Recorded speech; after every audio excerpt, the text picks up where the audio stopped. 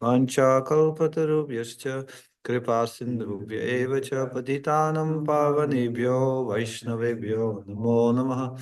Jai Sri Krishna Chaitanya Prabhu Nityananda Sri Advaita Gadadhara Srivasadi Gaura Bhaktavrinda. Hare Krishna Krishna Krishna Hare Hare, Hare Rama Rama Rama Hare Hare. So today is the divine disappearance day of Srila Jagannatha Das Babaji Maharaj. So it's a wonderful opportunity to glorify this Vaishnava. We don't often hear so much about. So it's a nice opportunity to kind of look at his life and see who this personality is and what inspiration we can receive from his life and teachings. So we're going to speak about a Babaji. So of course, Ananda Vihari, I know you have Babaji inclination, so please don't take it too seriously what I'm going to say. We've just Ananda Vihari Babaji just yet. Okay. I'm on the edge of my seat. I love Babaji's. Okay, good. So we'll chant first the pranam mantra of Jagannatha Das Babaji. Oh. Gauravirbhava bhumistvam nirdeshta sajjana priyaha Vaishnava sarvabhauma Sri Jagannathaya te namaha. How do you know that? It's something we chant often for different ceremonies, and yes. So the meaning is Gauravirbhava bhumistvam. You Nirdeshta. You are the one who indicated the birthplace of Lord Chaitanya. Gaur Avirbhava Bhumes. So Nirdeshta. Nirdeshta means you're the one who designated this is the birth, who confirmed this is the birthplace of Lord Chaitanya. Sajjana Priya. And he's very dear to all the Sajjanas, to all the Vaishnavas, all the saintly persons. Vaishnava Sarvabhauma. He's the general of the Vaishnavas. Sri Jagannathaya te namah. I offer my obeisances to Sri Jagannath Das Babaji Maharaj.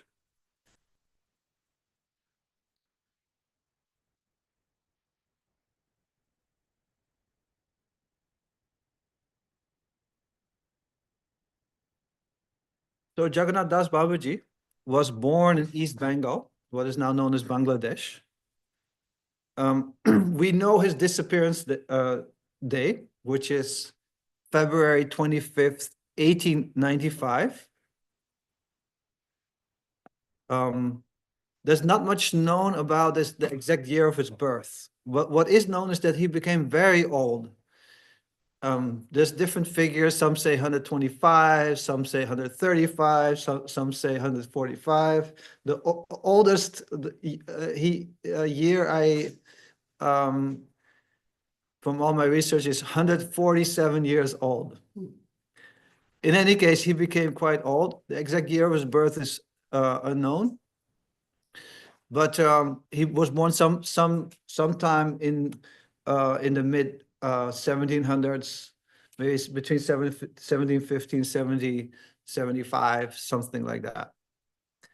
And we don't know much about his early years at all. We know more from some biographies which describe his life as a saint in Vrindavan. So there's some biographies out there, of all the Vaishnava saints who lived in Vrindavan and Navadvip over the last centuries. So we get some information from that, and we get some very valuable information from Bhaktivinoda Thakur's Swalikita Jivana. Bhaktivinoda Thakur, he wrote an autobiography, and he mentioned several times his association with, thank you, his association with Jagannath Das Babaji. So we know something from that. And this is how we mostly know him in our lineage, that he's the guru of Srila Bhaktivinoda Thakur. Now, he's not actually the Diksha Guru of Bhaktivinoda Thakur. The Diksha Guru is Vipin Bihari Goswami. And Jagannath Das Babaji is the Shiksha Guru of Bhaktivinoda Thakur. And both were very important in Bhaktivinoda Thakur's life. But it seems that Jagannath Das Babaji became more prominent in receiving instructions for Bhaktivinoda Thakur to receive instructions from. What did he tell him? Yes, that we'll get to. So, yes. So, Jagannath Das Babaji was initiated by a Vaishnava in Vraja named Jagannatha Goswami. And later he received what's called Babaji initiation, Babaji Vesh, the Babaji dress and lifestyle from a very renowned saint in Vrindavan called Madhusudan Das Babaji. So in our lineage, we find two main paths. We hear Bhaktivinoda Thakur sing, Grihe Tako, Vane Tako, Sada Hari Bole Tako. You stay in the forest or you stay in the home, but always chant the holy names of Hari. So there's no, one can be a householder or one can be a renunciant. There's no bar.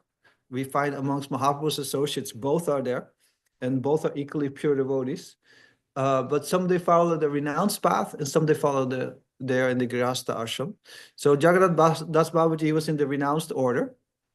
And again, there's kind of two renounced orders in our lineage. One is what we know mostly today, the sannyas ashram of the Parivrajikacharyas, those who wander around the world and preach the message of Krishna and Lord Chaitanya, as Srila Prabhupada did, as Srila Bhaktisiddhanta Saraswati Thakur did, and their disciples are continuing that line. And then there is the path of renunciation as shown by the 6 Goswamis of Vrindavan, who stayed in one place, Vrindavan, and who did very intense bhajan. And we find also the example of Haridas Thakur who followed that line. So they lived extremely austere lives and were completely absorbed in hearing and chanting the holy names. So it said that Jagannath Das Babaji, he would chant the holy name 192 rounds a day. Anandi Bihar Prabhu, is that something you are kind of aspiring for? Or? I appreciate that. Yeah. Yeah, I mean, we can only imagine. There's a conversation with Srila Prabhupada where he asked, like, how long does it take to chant one round? Let's say 5 minutes. So how long would it take? The disciples calculate how long would it take to repeat to complete 192 rounds? 16 hours. So he was chanting at least 16 hours a day, and it was observed by Vaishnavas around him and recorded that sometimes he would just chant continuously for 3 days and nights without eating or sleeping. He had that level of absorption. This is something you cannot imitate. Absolutely not. But it's something we can worship. We can just be in awe of. That, wow. And it's not that they're like, Hare Krishna, Hare Krishna, Krishna, let me just finish these 192 rounds. It's no, they're like floating and, it doesn't want to stop. Like we hear from Rupa Goswami, let me have 1,000,000 tongues, let me have 1,000,000 ears to chant the holy names and to hear the holy names. So he had that level of taste by which he became so absorbed that he forgot to eat and sleep. So that's a very exalted level of Krishna consciousness. And he was also extremely renounced. Again, this renunciation is not like a kind of teeth grinding renunciation. It's based on like extreme taste. So, for example, during the 4 months of Chaturmasya, for the first month, he would eat 4 bananas at night. The second month, he eats some guavas.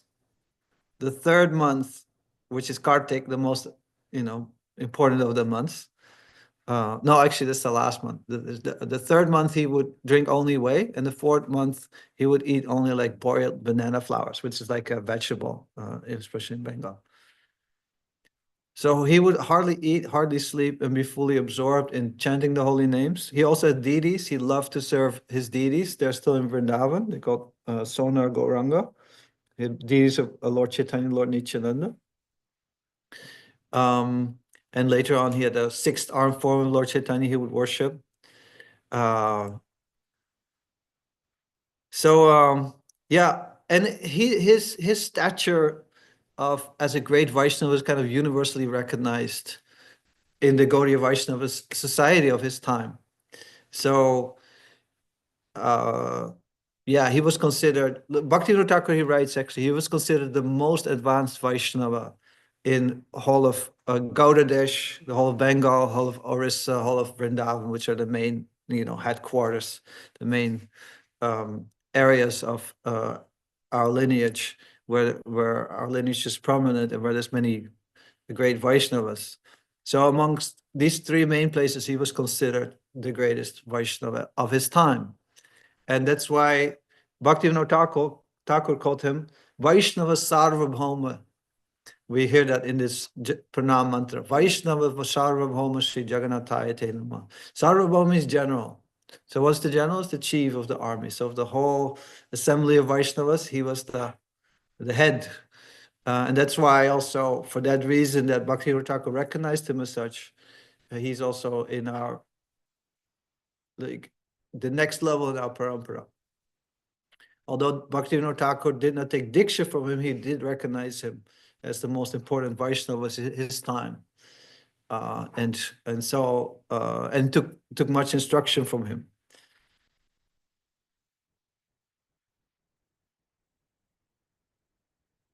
So they first met, Bhaktivinoda Thakur and Jagannath Das Babaji. First time they met was in 1888. Sorry, 1880. And their second meeting took place 11 years later in Bengal.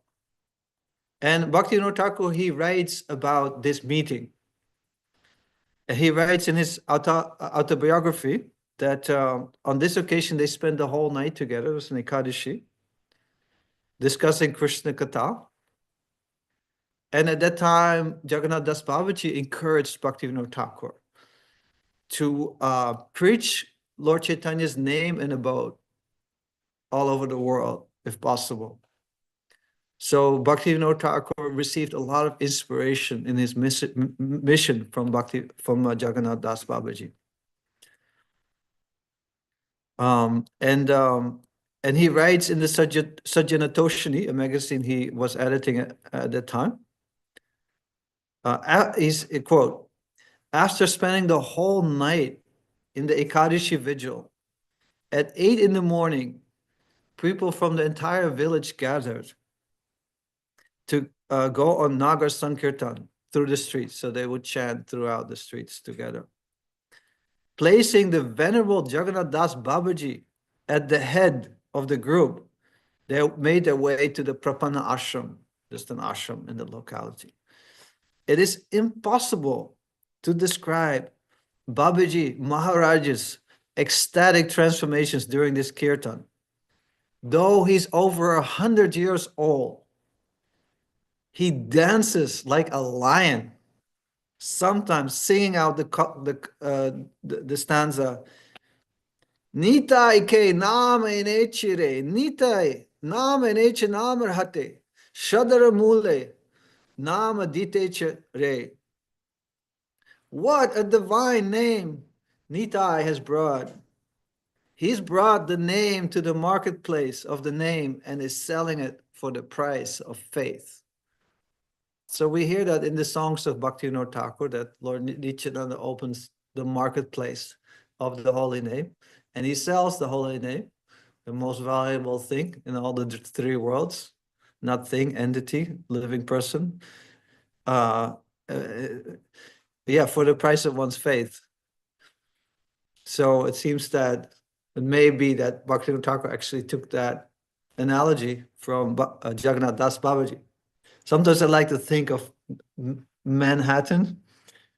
Manhattan was originally called Manhattan, called the Rock Island. But if you change just like two letters, you get Namahata. And it's so appropriate because Srila Prabhupada is, as one of his godbrothers said, is the empowered representative incarnation of Lord Nityananda. And he came to this place where he opened his first temple, and he really opened up the marketplace of the holy name for anyone, the most unqualified people, to accept this great gift. So this was a great source of great ecstasy of Jagannatha Babaji, to be in kirtan, to dance in kirtan. There's a beautiful shloka in the Bhagavatam which says that it describes actually the level of prema bhakti, of pure love, wherein the devotee chants and dances like a madman, oblivious to the world. And sometimes they cry, sometimes they laugh, sometimes they roll on the ground. And Lord Chaitanya says this is the very essence of the whole Bhagavatam, this shloka. So we see that Jagannath Das Babaji is a practical personification of this very rare and exalted level of Krishna consciousness, where he's just absorbed in chanting the name most dear to him, the name of Krishna, the name of Nityananda. And he was very ecstatic, dancing in great ecstasy like a lion. So what do you think about when you hear about a lion?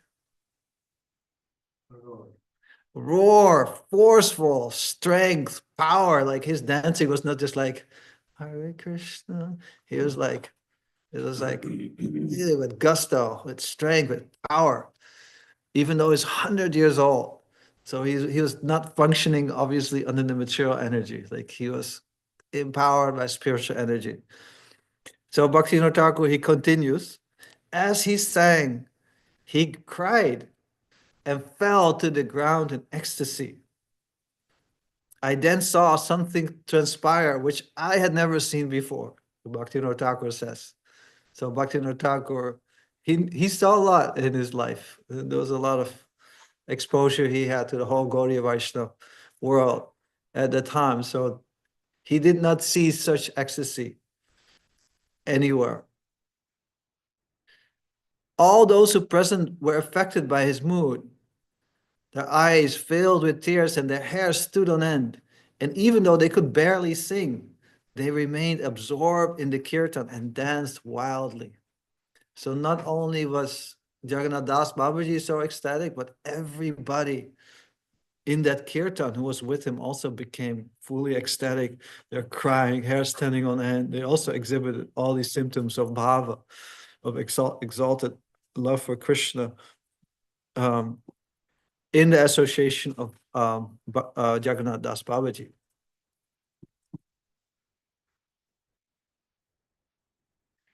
And of course, what we know Jagannath Das Babaji mostly of is that he confirmed that the birthplace of Lord Chaitanya is in Mayapur, where we find it now.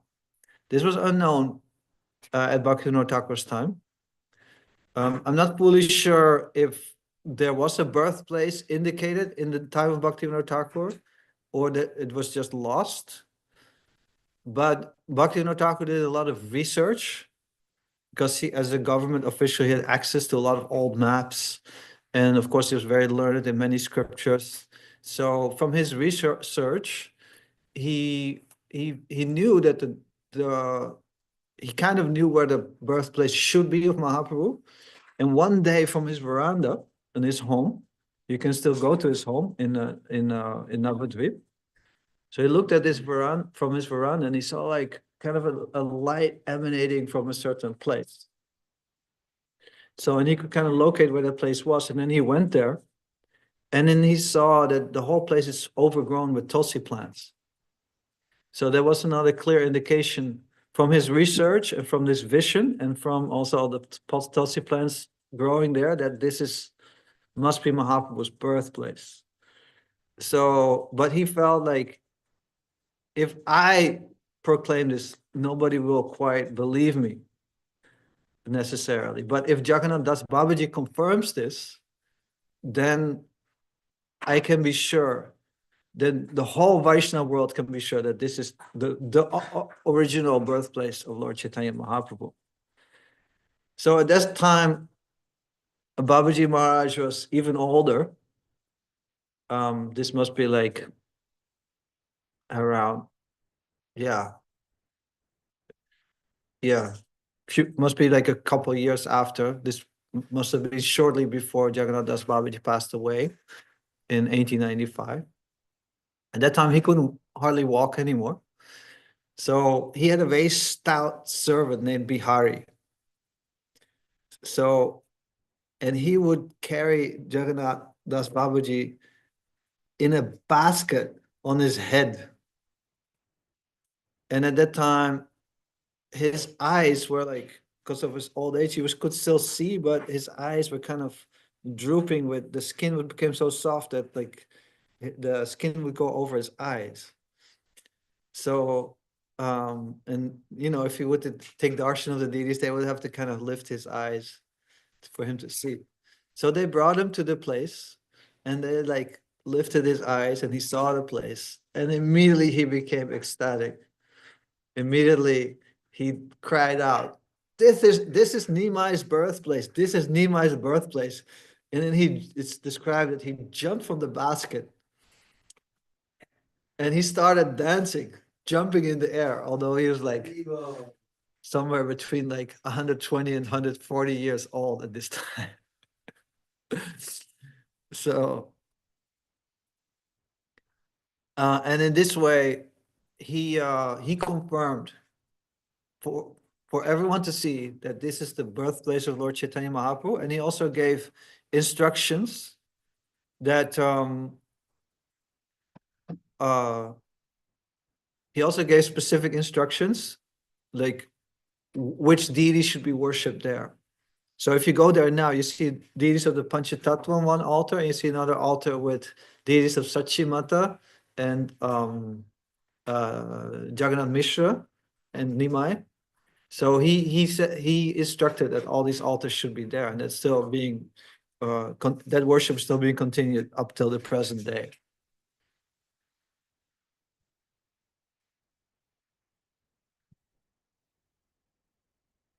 And it is actually for this reason that Jagannath Das Babaji is so prominent in our line, because later on there was some controversy about the birthplace of Lord Chaitanya. And since Bhaktivinoda Thakur placed the greatest authority on Jagannath Das Babaji, even more so than his own Diksha Guru, although he had great love and appreciation and respect for his Diksha Guru. That's why he's considered the more prominent one, the more prominent Guru, even though it's his Shiksha Guru. So, and that's why he is next in our line. Bhaktivinoda Thakur writes about the disappearance of Jagannath Das Babaji. I quote, this took place exactly 130 years ago, almost, February 25, 1895 in Navadvip. Yes, just before I say this, I want to say one more thing. Jagannath Das Babaji, he would spend 6 months in Vrindavan, 6 months in Navadvip, most of his life. He spent a lot of his time in a place called Surya Kunda in Vrindavan, still a place you can visit. And there he did intense bhajan. But later in his life, he spent all his time, as far as I know, in Navadvip. And sometimes he even went to Calcutta. And you can wonder, like, what does this Babaji, he's not a preacher, why would he want to go to Calcutta, to, you know, this big city? Like, for example, Gorkrit showed us Babaji, the guru of Bhaktisiddhanta Saraswati Thakur, never liked to spend time in Calcutta. He never went there. But Jagannath Das Babaji, he went sometimes. So why do you think he went? to Kolkata, to the city. To preach? No, he didn't go to preach. He was not actively engaged in preaching. He went just to see Bhaktivinoda Thakur and spend time with him. So this is the intimacy of their relationship. They were very close. So they would extensively talk about Lord Chaitanya, about Krishna, about bhajan, and who knows what these great souls all discussed. But we can imagine the level of discussion between Bhaktivinoda Thakur, Jagannatha Das Babaji. So there's great love between them. And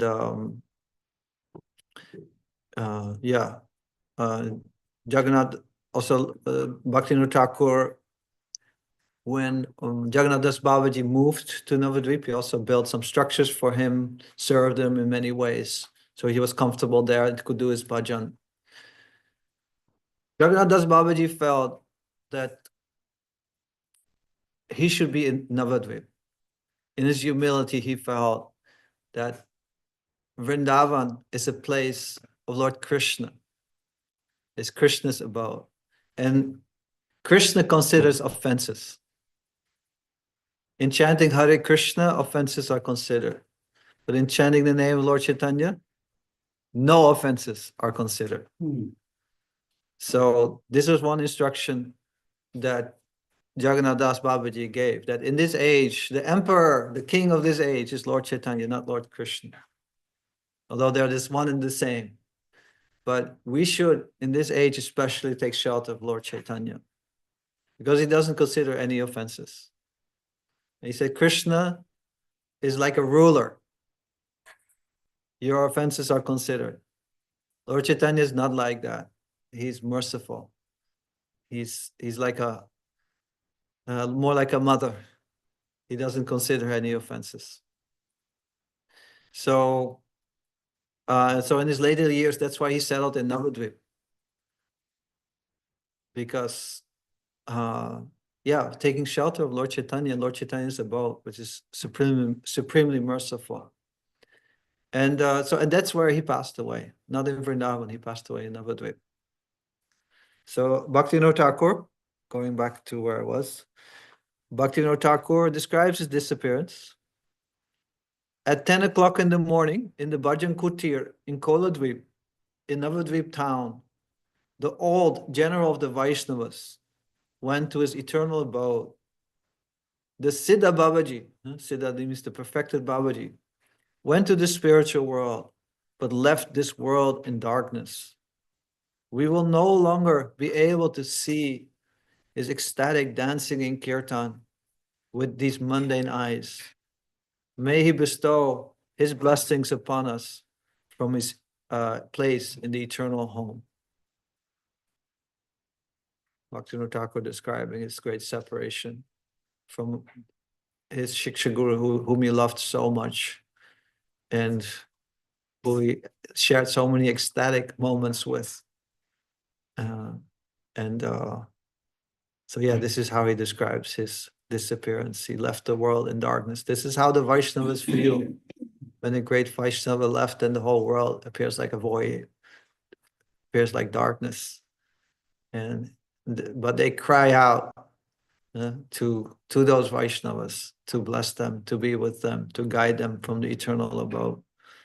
So this is also a lesson we can learn from Bhaktivinoda Thakur, that even though our spiritual masters disappear,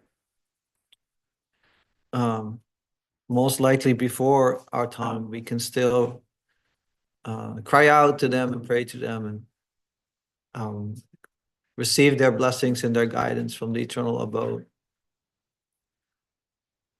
So we can take shelter of Jagannath Das Babaji today. We can pray for his mercy, that he may smile upon us from the eternal abode, that he may inspire us like he inspired Bhaktivinoda Thakur to spread the name of Lord Chaitanya everywhere, that we can take shelter of Lord Chaitanya and his abode in this age and receive his mercy and become free from offenses.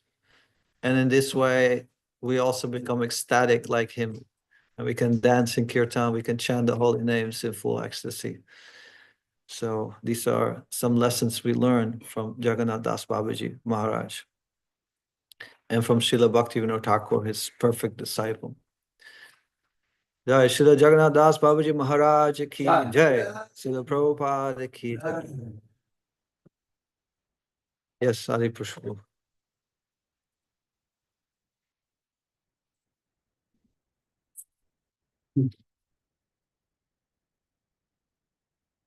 Hey, Hare Krishna.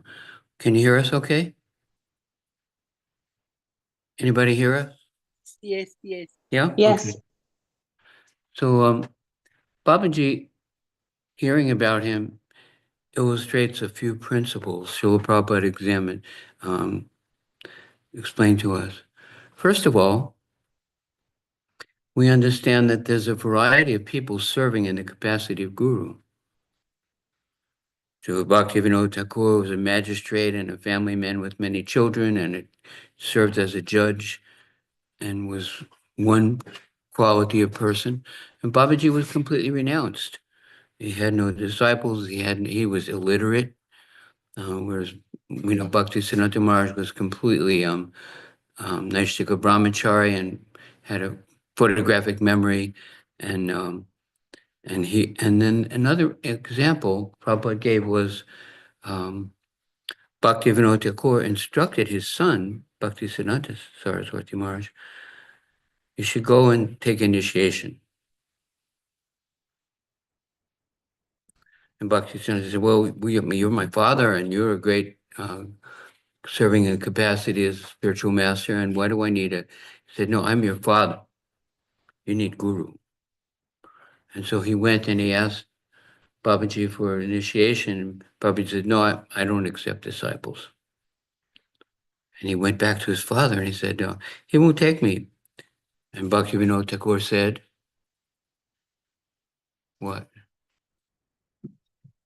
He won't take you because you don't really understand how essential this is for your spiritual life. You're not eager enough. So he went back and looking for Maharaj, and he was crossing a bridge on the river, and Babaji came along, and Bhakti Siddhanta Maharaj jumped on the rail of the bridge, and Babaji said, what are you doing? He said, if you don't accept me, I will jump in the river and drown myself. I must have guru. My father told me, please.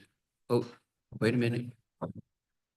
Vasudev is signaling, but my sign language is a little rusty. What are you saying? Saying nothing.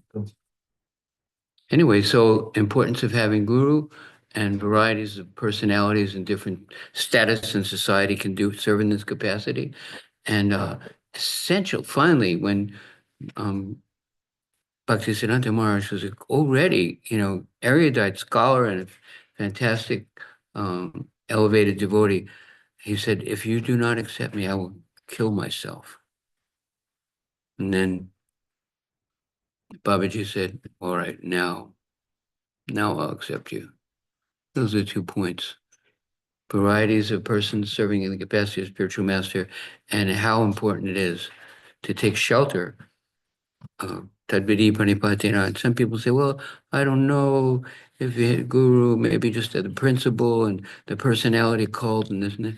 And that's a legitimate feeling that the person is expressing. But according to Tadvidi Pranipatena, according to Krishna's instructions, find desire genuine guru, and Krishna will send guru, and then inquire submissively and render service.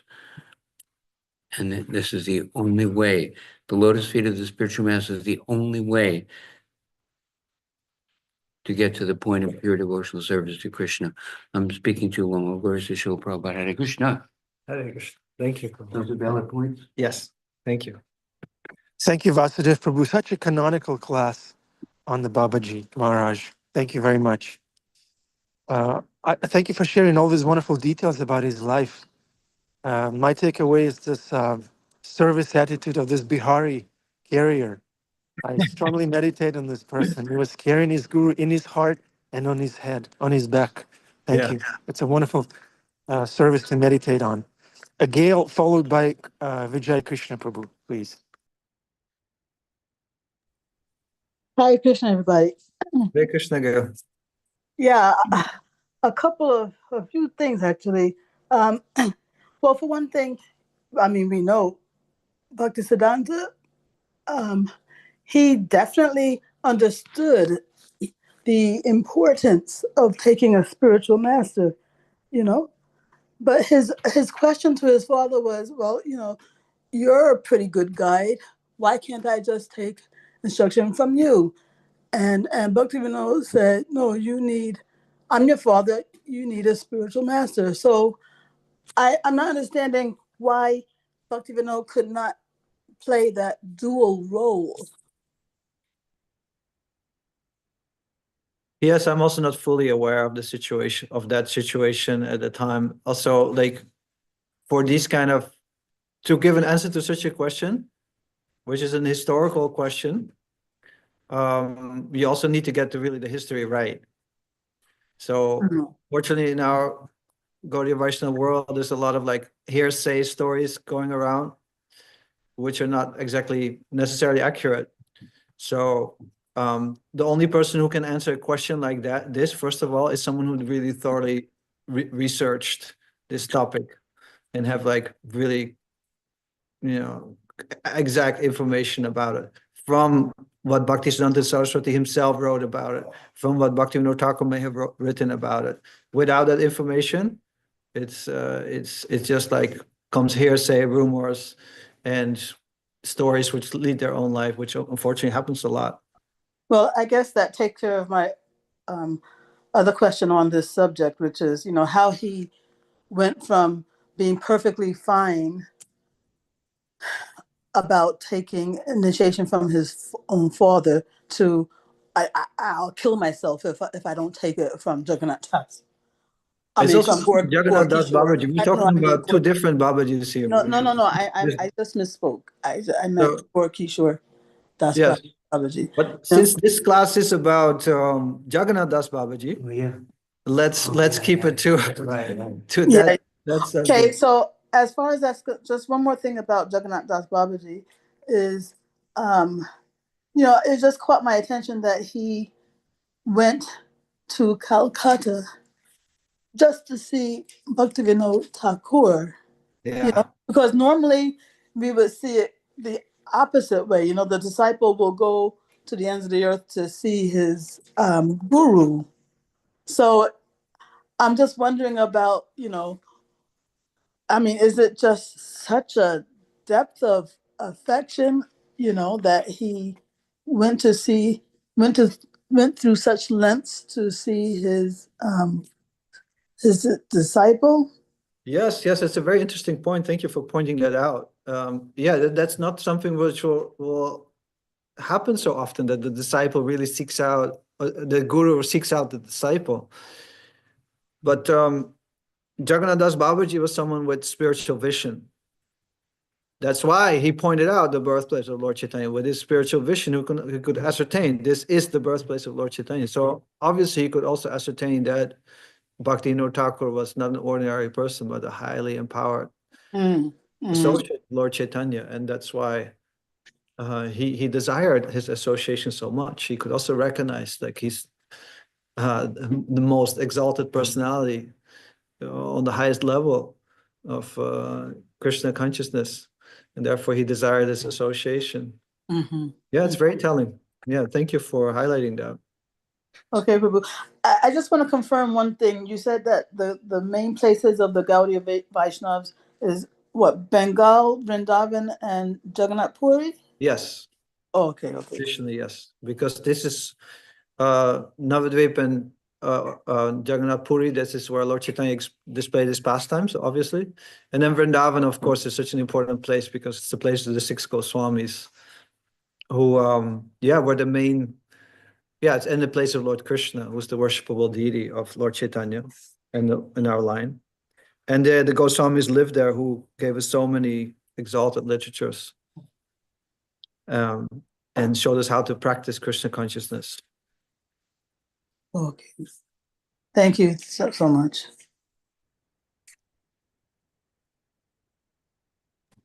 Yeah. Next up is Babaji. Srila Prabhupada ki jai.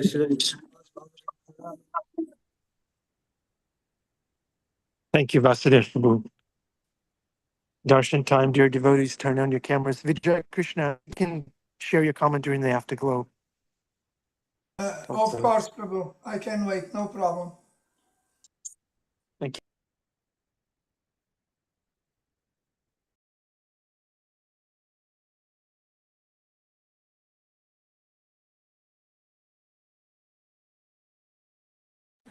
you. Bhakti Center, there's no sound currently.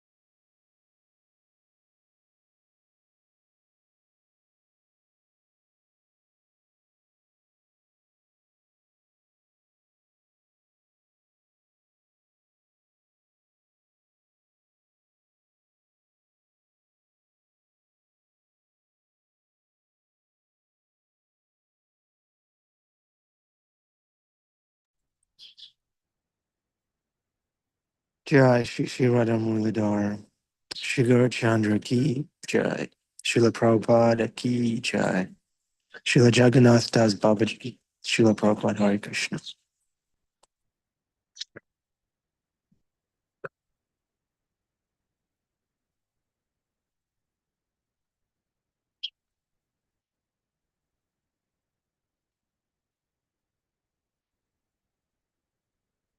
There's no sound for the Bhakti Center. So we're going to move on to the afterglow. Thank you very much, Temple Room. Okay, Vijay Krishna Prabhu. Hold on. They're connecting to audio. Let's see.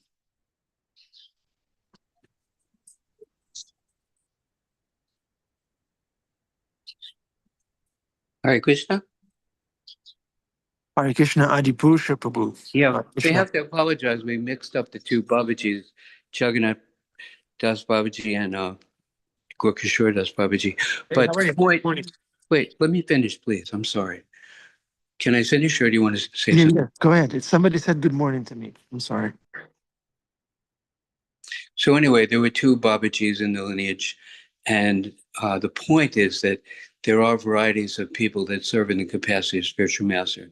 Some of them, very renounced, and some of them involved with different kinds of social responsibilities, like Bhaktivinoda Thakur.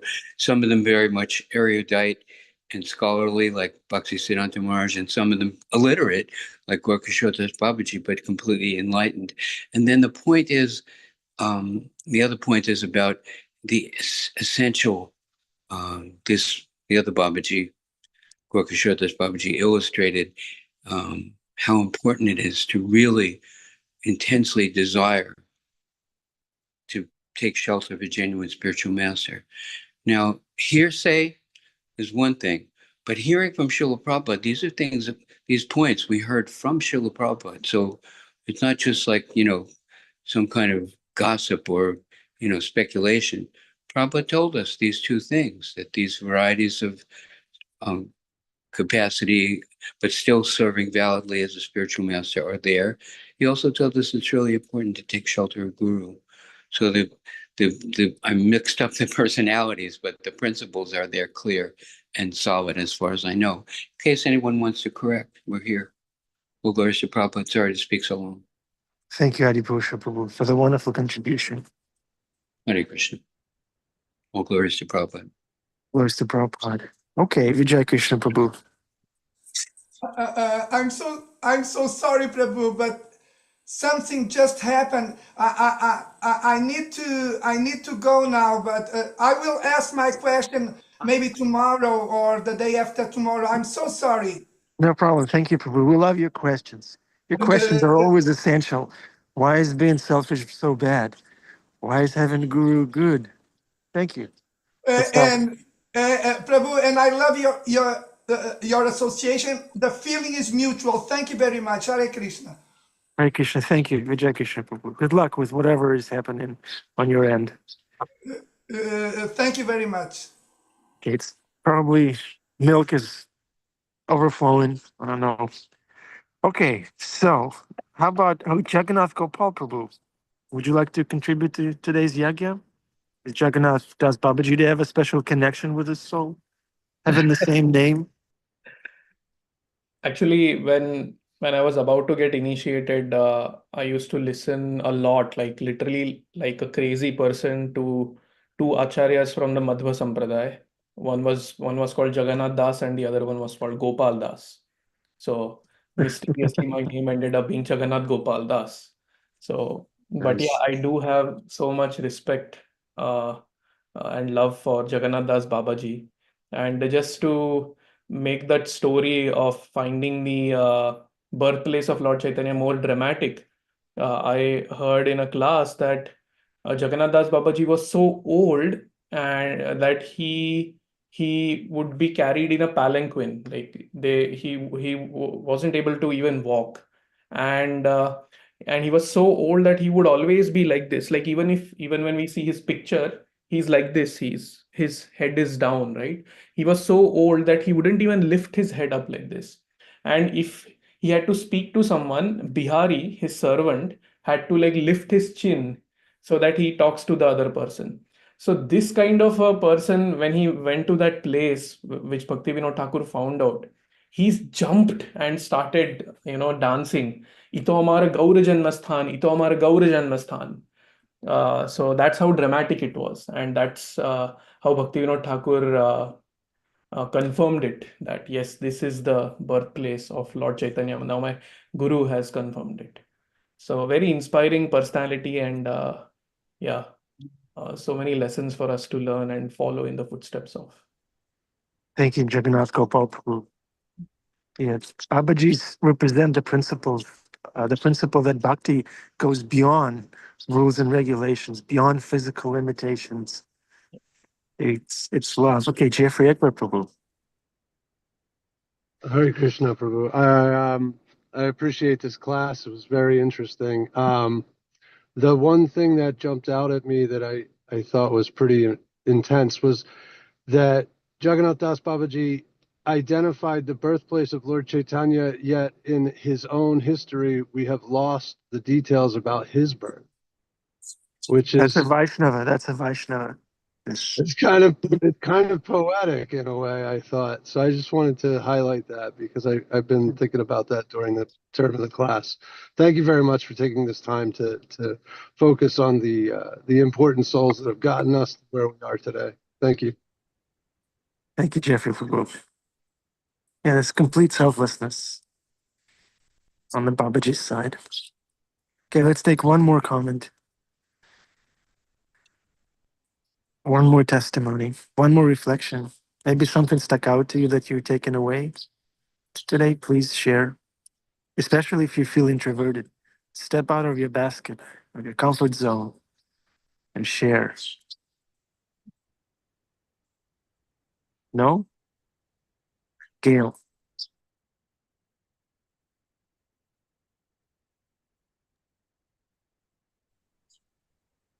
See, it's like you need to lift the eyelids for Jagannatha Das Babaji. Somebody needs to unmute Gail.